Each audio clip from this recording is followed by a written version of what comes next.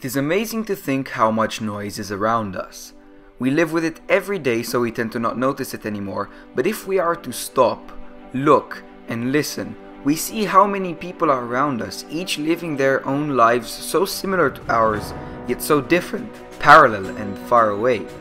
That is the way it started to be, and since this has happened since the beginning of the 21st century, the noise keeps getting quieter, and you can see so many people trying to differentiate themselves from the others, so many people striving to be unique, to mute the noise or make it about them, and that is an amazingly beautiful phenomenon. So how do you get rid of the noise? How does one live his life in such a way? The answer is experience.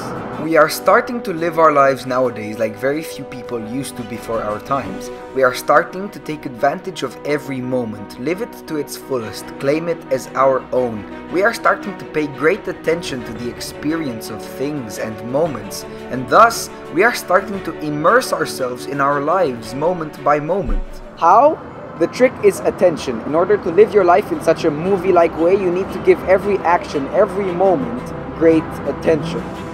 If you looked around you a couple of years ago, you would have seen mostly everyone with their eyes stuck to their phones messaging.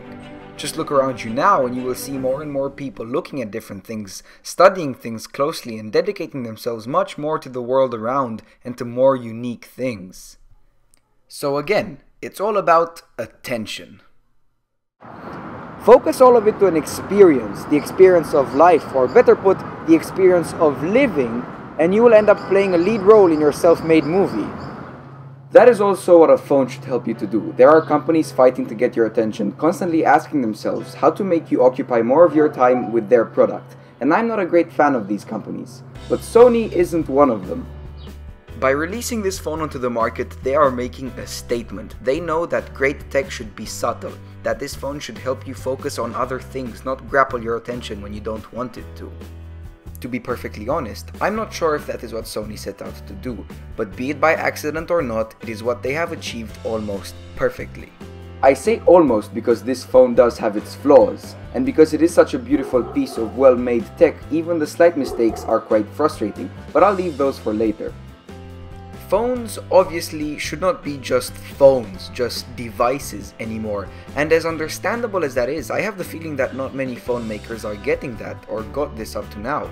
A phone should be an extension of your arm. As I said, great tech is subtle, but it is hard to make a phone like that. You have to take absolutely every detail into consideration. From hardware to software to the design of both of these, everything has to be synchronized and made in such a way that when you want to give your attention to the phone, it is capable of attracting 100% of it, and when you want to give your attention to something else, it is completely subtle. So let's see how this Xperia Z2 can handle things. Walking down the street with this phone in your pocket, even though it is big, is quite comfortable. It is still enough to not be obvious in your pocket and get in your way of walking, yet it is big enough so that you feel its presence, you know when it is or is not there. One thing that does annoy me is the headset with its over-the-neck design, one long wire, one short one. This kind of forces you to keep your phone in your left jean pocket. I found that irritating at the beginning, but eventually got used to it. The headsets don't have controls on their wire for picking up a call or controlling volume, so it kind of wants to imply that life would be better with a smartwatch. Now that we're talking about the headphones, all I said up to now was bad stuff. Well, for the first time ever, I can say that I have used a device with better audio quality than my iPod. This is the case only if you use Sony's 5-pinned headsets, with which you get some amazing noise cancellation, unbelievable bass, and overall great quality. When you have these on, you are in a whole new world. Every song becomes about you. You actively feel your pupils dilating because your sense of hearing is fully 100% occupied.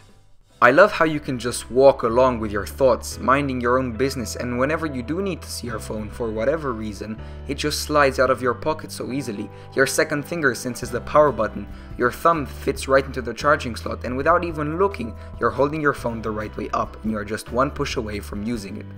The phone's front and back glass panels are so smooth, the touch sensitivity is very nice and balanced, just perfect for not getting in your way. Your fingers will not stick to the screen when trying to do something, and the phone is very easy to hold if you have a bigger than average hand or if you have very small hands, because then you can use both of them. You unlock the phone with a simple gesture and you get to witness an amazing 5.2-inch Full HD screen.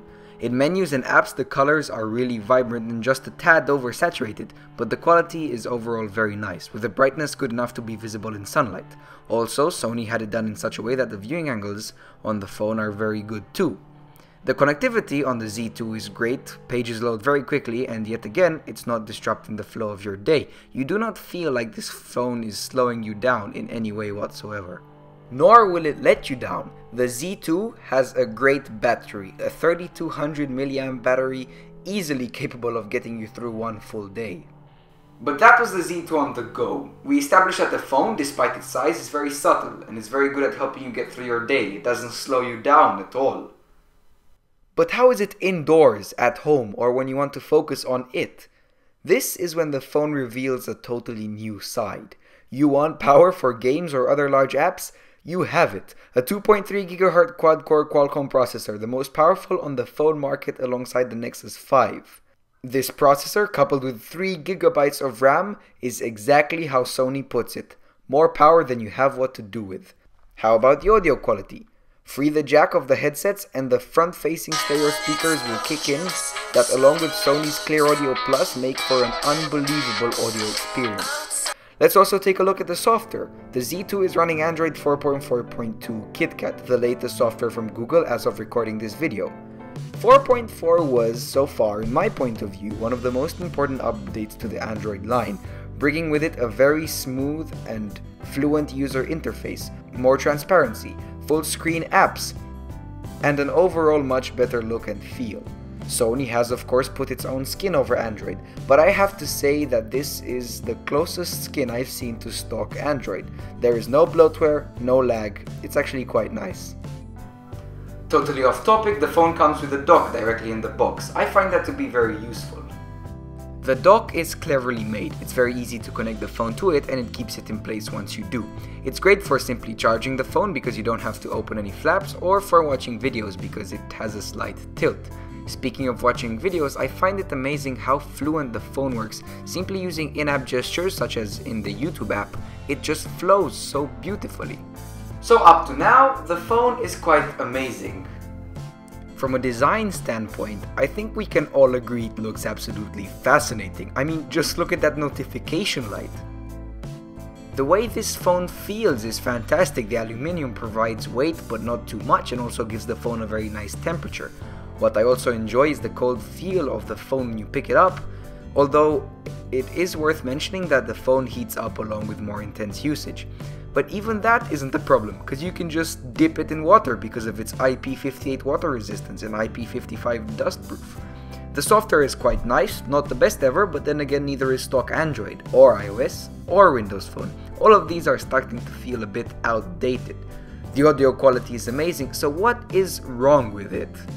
Well, there are a couple of things. Firstly, calling, momentarily at least, has some bugs. You see, if you call someone while wearing those noise cancellation headphones, the person whom you're calling will experience some noises in their earpiece. Secondly, the camera. Don't get me wrong, it's not very bad, it's just this is Sony, and apart from that, it's also quite an expensive phone. I would much rather lose some of these many features that aren't bad at all and sometimes quite fun in exchange for a camera of a superior level. This is an average phone camera. The colors are a bit faded, the flash is quite weak, and it's not dual tone like many others nowadays. The only really nice thing is video recording, even though the colors are a bit washed, but you have great stereo microphones and the 4K video recording provides some really nice video stabilization. Also, the slow motion feature is really fun.